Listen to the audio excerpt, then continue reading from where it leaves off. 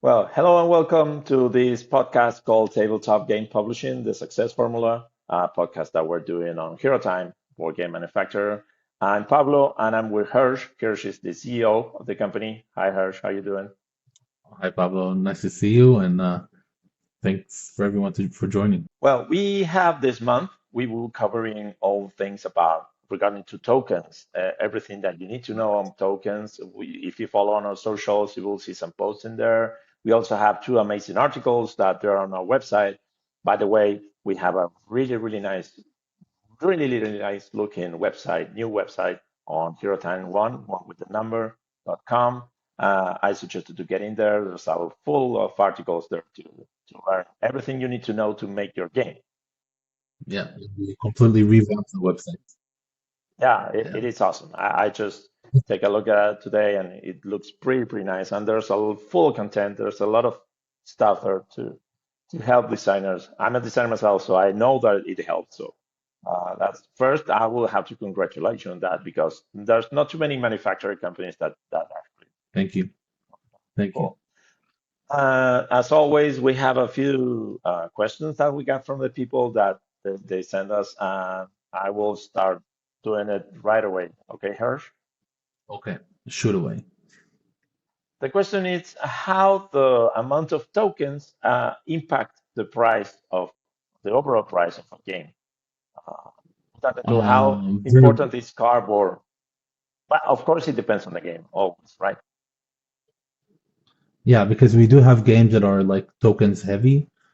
There are games that have probably you open them up and they have like 10 different token sheets, and then you have games that only have like one token sheet, right? So it does depend on how many tokens the game needs. Token sheets, there are, they include cardboard and paper, so they're not as cheap as only paper.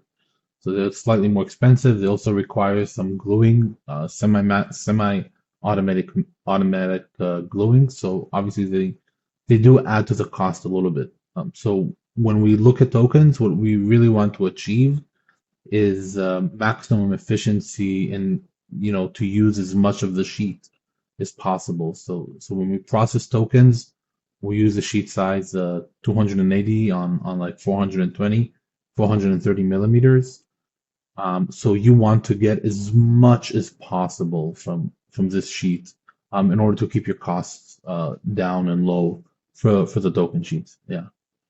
And actually, don't over exceed that one because if it's just by a small meter, you need another whole sheet.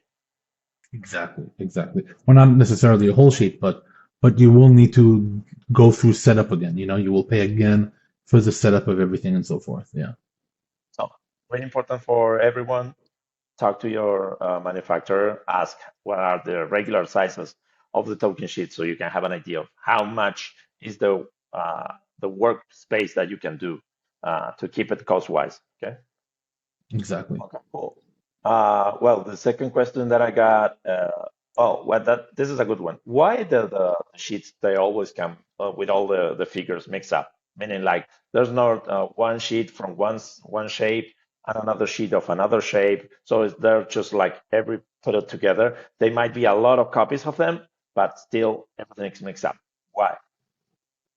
Beautiful question. This is actually a really good question, and it drills down to the way we make tokens. So when we make the tokens, we have a die cut machine. And again, we use for token sheets that are very small, we use a sheet size 280 on 430, 2030. So we'll have a mold for this specific size, right? And then you want to achieve the least amount or as few versions as possible of molds, right? So eventually you would want to have one mold only because every mold costs more money. Obviously, if you're making like 10,000 sets, it's not so significant, but if you're especially on the low end of quantities like 3,000 and under, then the cost of the mold does add a significant cost for you. So you want to have as few molds as possible. So let's say if you have 100 coins and then like 200 squares, we will split it evenly so we still only have one mold for cutting both of them. That's why you'll have like instead of having one sheet with only coins and then two sheets with only squares, you will have a kind of a combination of both of them. Yeah. Cool. So I hope that Awesome. answers the question. Yeah, that's Yeah, like I when think you so. design. Yeah, yeah. Yeah. And by the way, when you talk to a manufacturer about it, you need to tell them, listen, I only have one cutting mold, so they know, right? Because a lot of times we get a request, oh, I have X amount of token sheets, but we don't really know what molds they have. Or or sometimes they just give us the tokens themselves, and we don't even know how many sheets or how they want to set it up. So you need to make sure with your manufacturer that he understands that you only have one mold here, and That's then you cool. can get Yeah, lower prices. cool. Yeah, well, I remember people that we always try to do these videos to be cost wise, to get the best with the best price. That's with the best prices. That's the one of the main reasons of actually to be, as we said, a success formula. One of the success formula to create a game is actually to try to get the best price of it, or the best cost of it. Best cost is reduce the tag price of the game. So usually that, no matter if the game is good or bad, that's another issue. But for for Yeah. production wise, all the things are important. And speaking of which, someone asked me about if there is tokens without the cardboard. Like, I don't know, the Oh, thinner only ones. only like paper. Okay. We did do that. It was a very popular game in Europe. Chaos in Museum. It was a German game, extremely popular, and their cost was very. I mean, they wanted their target cost was extremely low, and they were willing to sacrifice quality for that cost. So they decided to make tokens out of 400 GSM paper. So like 400 GSM paper, or even white paper, like art paper. It's quite thick, so 400 GSM can get you zero point 0.6 millimeters. It's not Okay. even And you one can millimeter. glue It's a them. little bit I more mean, you than can one. glue two of them. Oh, 1 second. Yeah. So this is the second Okay. step. So if you want the cheapest, obviously we'll go for the thickest possible paper with it, which is 400 GSM. But if you like, oh, I want like 1 millimeter, right? So we can theoretically, well, not theoretically, we've done it multiple times. You take the 1 millimeter, you take the 400 GSM paper, you print on all of it, and you have a folding line, and then you fold and glue the paper on itself, and then you can get like 1.2 millimeter thick tokens. Actually, that's how they make white cardboard. So there's a concept of white cardboard. When they make the white card, everyone has a gray cardboard, because the gray material is less dense. So there are some people, especially for puzzles, that will attempt to make the white cardboard. And what they actually do is they just take the white art paper, which is more dense than the gray, and then glue 4 or 5 layers of it, getting that 2 millimeter white cardboard that they're looking for. So actually, production wise, paper mill wise, sometimes they also use the same method of gluing it. Yeah, so you can get a token sheet without the cardboard in the middle. Yeah, Okay. Well, there's going back to the regular cardboard token. You mentioned a whole sheet, but sometimes the boxes are smaller. So, how you correct. handle that thing? How you handle sheet size? What are the limitations? And as you said, there's a whole piece of token that we can cut it off in different sizes, right? Correct. So, well, this is such a complex. It took me, I think, a few months to figure out the standard sizes that I want to have in the factory. I'd call them actually the most optimized sizes. So I looked at what is the first of all that I needed to look at what is the size of tokens that we're cutting usually, right? So we have the tokens, most of our tokens will be very small. So you will have like the 0.75 inch token or 2 millimeter, 2 centimeter token. So we know that the cutting is very fine, very detailed, and very small, right? So when we cut the stuff, we need to be as precise as possible. Now, I tried to I had a few attempts on trying what is the maximum size paper or cardboard that I can use for cutting without any issues, like margins of error with cutting and so forth. And we reached the maximum size is 280 on 420 millimeters, 430 millimeters. The reason why it's so important, this size, is because also in printing we have three sizes of machines.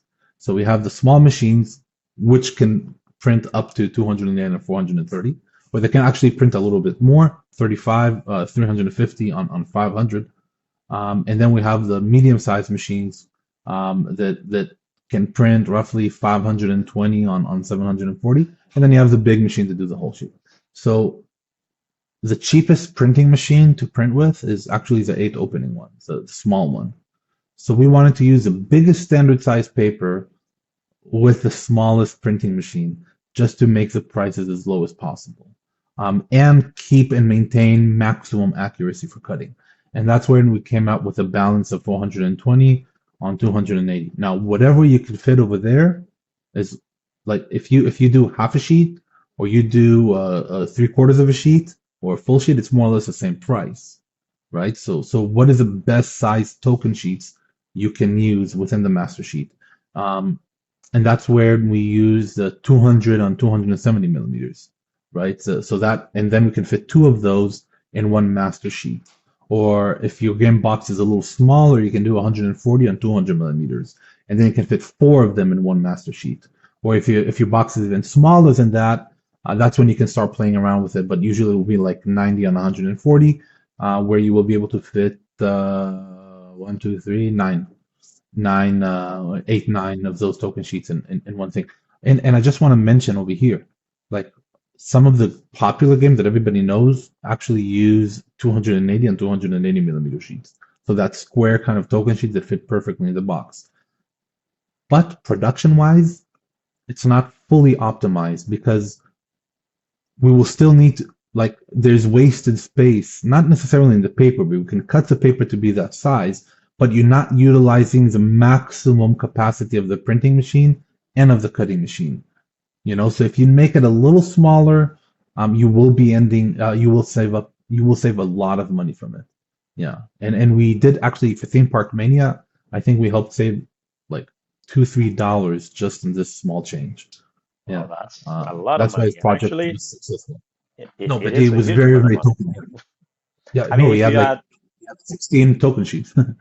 well, if you add $2 on the cost of the overall price of the game, in a way you're adding a $10 price tag. So it's huge. I mean, reducing Yeah. $1, $2, $3 for each copy is quite a lot actually. Yeah. Oh, and before you say like and before everybody talks about Catan and those games that do 280 and 280, first it is indeed wasteful. They could have done better. However, their quantities are so large that they can customize the paper to whatever they want. And then because their cutting is not so fine, it's not so small. Like the Catan boards, when you think about it, it's like the big like hexagons. So they can use a bigger sheet, a 420 and 570 millimeter sheet to cut those pieces. So so they had more lever, and that's why we also separated between token sheets and map tiles. We also offer customers map tiles, which are bigger pieces that you can customize the size of the sheet more than just small token sheets. Yeah, so there's a Yeah. difference. Okay. So um I'm thinking about the sheet size and how you handle that. It again the first question that how you put the figures is pretty much the same thing because it's really how how efficient you are on the printing part. And one of the things that is really important that I would like to ask you, it's about the things that you need to put, but they're not going to be on the final token. I mean, bleeding print, the bleeding some all the parts that they're going to be part of the sheet itself, but you need to do it, but they will not be in the final product. So how you handle that part, how you handle or So printing or all that stuff. so first of all, the bleed.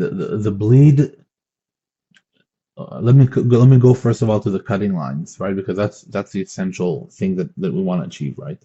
So we have a cutting line. The die cutting is a separate file that sits on top, or separate layer in your PSD or Adobe Illustrator that sits on top of your base file, right? And that has a cutting lines. Now, in token sheets, again, like because we use such small pieces, there's no 2 millimeter, 3 millimeter room for error. Our error stands on 1.5 millimeter the most, right? Error, you From the mean that cutting it can line, be displaced, the they cutting zone moved with the printing part? exactly, Okay. exactly, just a tiny bit, like a 1 millimeter, 1.5 millimeter. So you would want to have, you don't want the artwork to bleed all the way to the cutting line. You want it to stay 1.5 millimeter away from the cutting line. So the core artwork, the most important part of that token does not get cut off. Um, and then you also want to do 1.5 millimeter outwards from the cutting line just to make sure that if the cutting shifts a little bit, it doesn't lose its color. It still has a color. So that's for bleed, the cutting line, and margin. But another extremely important point is the distance between cutting lines, right? So we are dealing with a token sheet, and then you need to punch out everything. So so the distance between two cutting lines should be at least 6 millimeters. Okay. Should be at least 6 millimeters if you are extremely tight on space, and if you just move this small little thing, you could save money. Then you can do with 5 millimeters. Okay, but 5 millimeters usually have higher wastage, um, just because the cardboard sometimes break. You see, so And also, I so think we I always think say that six. I think that it also depends on the shape, right? Because if we're talking for regular rectangle, circle, I think it's going to be easier in a way. It can be pretty close and will not be affected one by the other. But if you have custom shaped figures, like I don't know, a humanoid, or I'm thinking about a rabbit, and with the those Yeah, ears yeah, with and with ears. with the ears and there's going to be a pointy small part that might be if it's close really close to another one it might break, might be affected. Exactly. Um, so yeah, so for those for sure 6 millimeters, you're right. Yeah. Because they're more complex. By the way, their cutting molds are more expensive also. Like people don't really understand it, but when we buy mold, we have two ways: the knives and the cutting and the board itself. You have the molds from the south of China, or even the imported molds, we call them, and then you have the molds that are produced in China. Um, if your shapes are extremely intricate, the mold cost will be a little higher. Um, but usually for most games, they don't really have that difference. Yeah. But yeah, again, they need like 6 millimeters. Again, 6 millimeters is better. Yeah. Um, if you and as you have to, said 5 millimeters is possible. and as you said, yeah, you recommend to have 1 millimeter, 1.5 millimeter from the cutting zone to the inside as a safe zone, meaning don't put any important information in there. Yeah, and then 1.5 millimeter outwards, Oh, just okay. yeah, Yeah, if you it can is a move the three cover for millimeters, but it doesn't mean that you will have a displacement of 3 millimeters. You're probably gonna stay no, no, on no. one, Yeah. but that's to keep everything for sure safe. To And I be think it's honest, also our method of making token sheets is different than other factories. I don't want to say significantly different, but it is different. Um, and it's just very precise. It's very precise. Um, well, yeah, if and you want, you can delete it later, but I would say it's like the panda way of making token sheets. So when we make token sheets, you can either glue the front and then glue the back, or you can print one paper and then fold it on top of cardboard, on top of the cardboard. So most factories will glue the back, and then we'll print back, we'll print front, and then glue them. For us, we print on one sheet of paper, we create a crease fold line, put the cardboard exactly in the middle, and cover it. You see, so it's one paper. Any misalignment is extremely easy to see, and then very minuscule. Like in mass production, we rarely have an issue. Uh, QC rarely find a problem. cancels an order because yeah, find a problem with open sheets. Yeah. Uh, one thing that I have, one question that I have, starting with quality or an overall quality, an overall looking of the token, is that everyone knows that when you see a token, that one part it has a rounded corners and the other one it has flat. So I know why, but I want you to tell people why it's that and what is. Unavoidable. I mean, you cannot avoid to do Yeah, you cannot avoid that. it. It's because it's die stem, right? So the pressure comes from the top, and then the final cut is done in the middle, in the end, at the bottom. So so when the pressure comes from the top, it rounds the piece, and then it goes straight in, and then it cuts straight. Actually, that's like so. Here's a question: like when you do lamination on the token sheet, how do you cut it? Because everybody Okay. knows that lamination is stretchy, right? So think about it. The top one doesn't have a problem with cutting lamination because that's where it goes through and it rounds it out. But then the bottom part that is only a simple cut, that's when you need more pressure to cut it for it to go all the way through. So yeah, it's the same concept. So usually, if we do lamination, there will be higher wastage in the cutting because the bottom part was not cut perfectly because it's So, it's like the end of the knife. okay, what's the secret? I mean, how a company can hold everything on a sheet, doing that pressure, doing that cutting, and go through, and actually you get the sheet. How is that possible? Physically possible. You know what I The mean? knives are very, Like, very sharp and very thin. The knives are like so 1 millimeter, they're just not even. holding between the cardboard. I mean, between each other, just holding by the pressure, by the Yeah. precision that So you there are got two it. They're gonna ways. size. The two I ways. know One of them is the there's pressure, some. and one of them is the dots. But we don't like to do the dots. We don't do the dots. We Everyone just hates use the the dots. pressure. I mean, for me, dots means kids game, cheap game. I don't Yeah. like dots. Yeah. The It's a dots way. is the I mean, easiest way. But for your question, also we add layers of sponge at the bottom of the molds. So we take a special EVA and then we lay it down on the top and bottom of the cutting of the molds. So when the knife doesn't stamp against the metal in the end and it doesn't shake it, it gets absorbed into the EVA, releasing the pressure of the piece itself. Actually, that's where mold setup takes all the time. People because like putting the mold on the machine doesn't should not take that much time.